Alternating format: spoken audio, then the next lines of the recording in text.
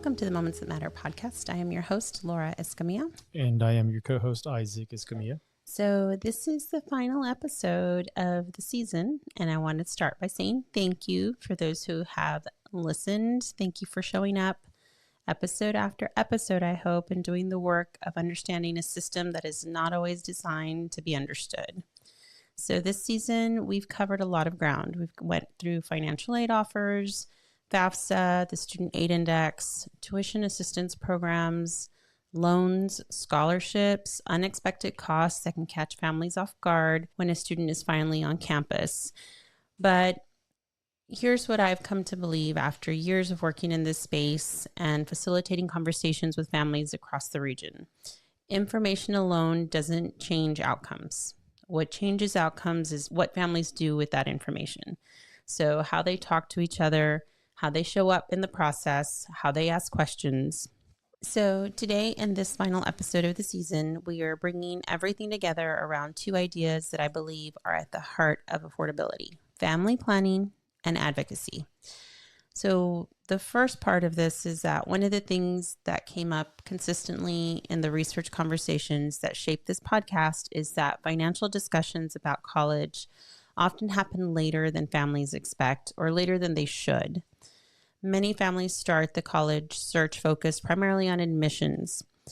Will my student get in? Where will they get accepted? Which school is the best fit? And those are all real questions and important questions. But affordability conversations sometimes get pushed to the back until acceptance letters arrive.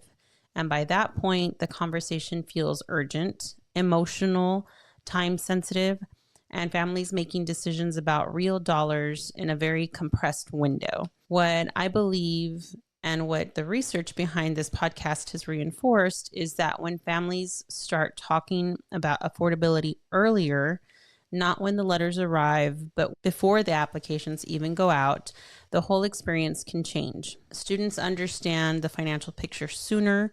They can factor that into where they apply. Parents can explain what they're able to contribute or what they're not able to contribute. And the college list can reflect both opportunities and affordability, not one at the expense of the other. So these conversations are not always easy. Talking about money and families rarely is, but they are important. And they are far less stressful when they happen before decisions feel locked in. So if you're listening to this and your student is still in middle school or early high school, this is your window, so use it. I want to spend some time on the word advocacy because I think it can feel intimidating in this context. When families hear the word advocacy in a relation to financial aid, they sometimes picture a confrontation, a difficult phone call, asking for something they're not sure they deserve. And that's not what advocacy means here. Advocacy in the context of college affordability simply means engaging with institutions in an informed and thoughtful way. It means asking questions, seeking clarification, and when circumstances warrant it, requesting a review. So financial aid offices expect to hear from families. That's part of their function. That's what they do. And here's something that families often don't realize. Financial aid offers are not always final. There is a process, sometimes called a professional judgment review, a special circumstance review, or a financial aid appeal, depending on the institution. And that allows families to request a reconsideration of their aid package when their financial situation has changed or was not fully captured by FAFSA. So FAFSA is a snapshot. It captures income and assets from a prior year, but families' financial realities are not always static, and a parent can lose a job, a household can experience medical crisis, child support can end, a family can face a natural disaster. So when circumstances like those arise, there is a legitimate pathway to request a review. It requires documentation, it requires explanation, and it doesn't always result in a change. But the option exists, and families deserve to know about it. I want to be clear about something here because I think it's important for families to hear it honestly. Calling a financial aid office and asking for more aid without a documented change in circumstances is unlikely to move the needle. What makes these reviews meaningful is the substance behind them, the documentation, the evidence that something material has changed or was not reflected in the original calculation. This isn't about persistence or personality. It's about documented need. So when I say advocacy, I mean informed engagement, knowing what to ask, knowing what documentation to gather, and approaching the process with clarity rather than frustration. So let me give you some practical language for those conversations. So if you receive a financial aid offer that doesn't feel right or doesn't feel complete, here are questions you can ask.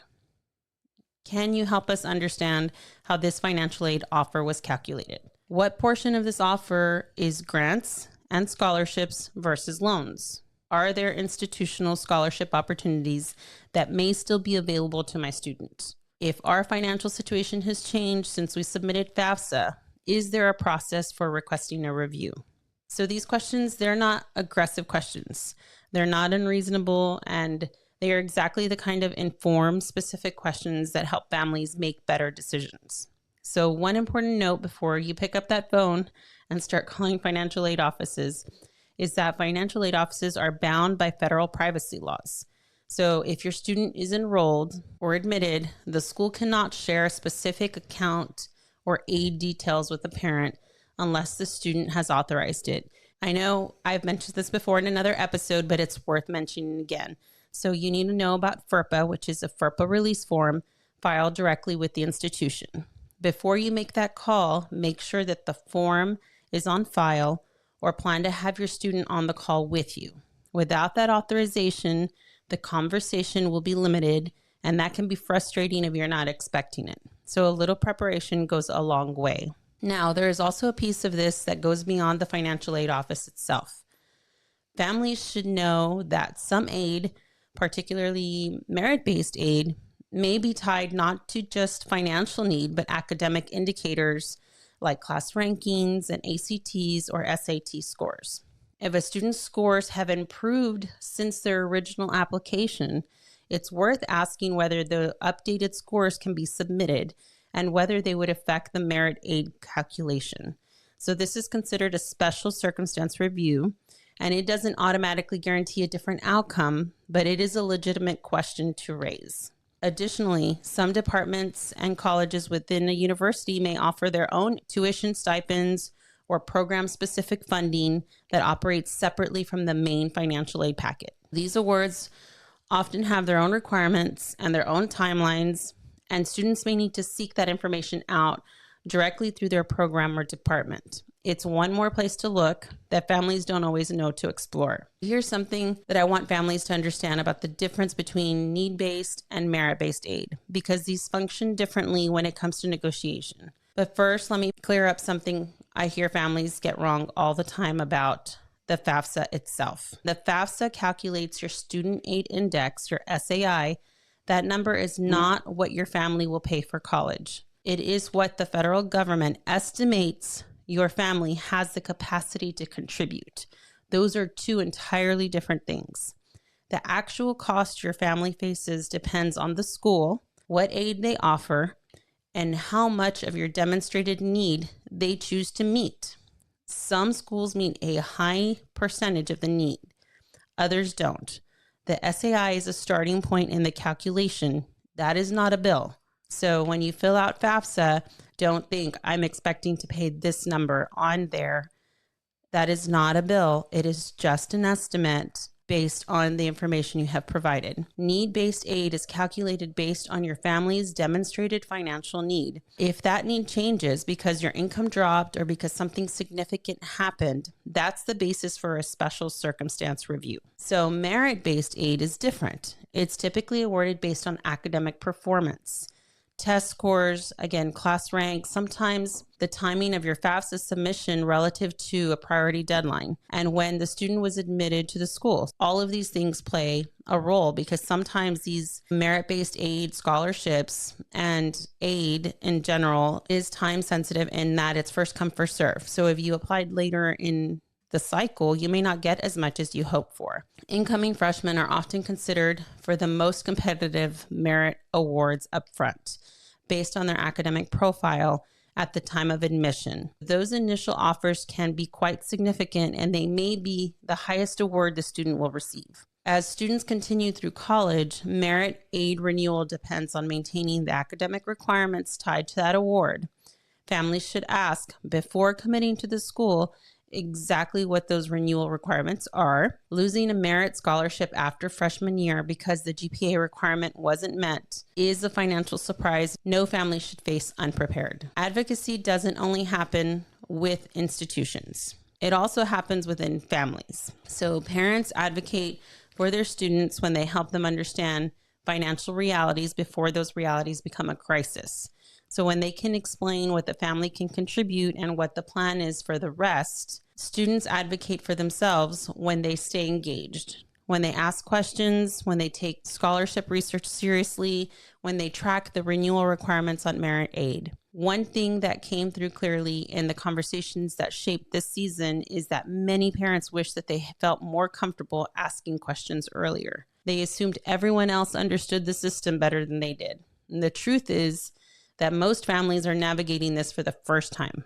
Questions are not a sign that you don't belong in the process. They're a sign that you're doing something right, that you want to understand. So I want to close this content portion of the episode with something that doesn't get said enough. College affordability is not a one-time decision. It's a 4-year financial commitment, and it needs to be planned that way. That means projecting scholarships across their full renewal requirements, not just 1 year. It means modeling what borrowing looks like, not just for one semester, but across 4 years. It means anticipating that tuition and fees tend to increase every single year. And it means revisiting the FAFSA annually because your financial picture changes, and so can your aid. So families who plan with a 4-year lens have more options. They make decisions earlier. They are less likely to arrive at year 3 or 4 in a financial crisis they didn't see coming. So affordability is not a moment. It's an ongoing process.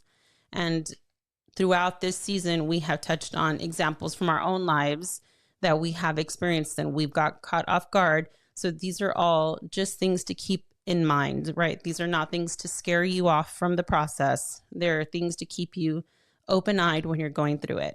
So we've spent this season building clarity, right? We've talked about how financial aid offers are structured, how the FAFSA works and what it doesn't capture, how tuition assistance programs can reduce costs before aid is even applied, how loans work and what they cost over time, how to research for scholarships and what makes a scholarship strategy effective, and how to anticipate and plan for the costs families often don't see coming. So if there's one idea I want you to carry away from this season, it's this. Paying for college is not a single moment. It is a process. And like any complex process, it becomes more manageable when you understand the structure behind it. Middle-class families are not failing this system. They are navigating a system that was not designed to be transparent, without enough information, and often without enough time. So this podcast exists because I believe information is leverage, and I believe every family deserves access to it. So to everyone who has listened this season, thank you. My hope is that something from these conversations helps your family approach this process with greater clarity and greater confidence. Because when families have the right information and the right time, decisions feel less overwhelming and feel more intentional. So those are moments of clarity, and those are the moments that matter. What I would also like to point out before we close this off is that the college financial planning timeline that I created to go along with all these episodes is available on our website at momentsmatterpod.com. Thank you. Thank you.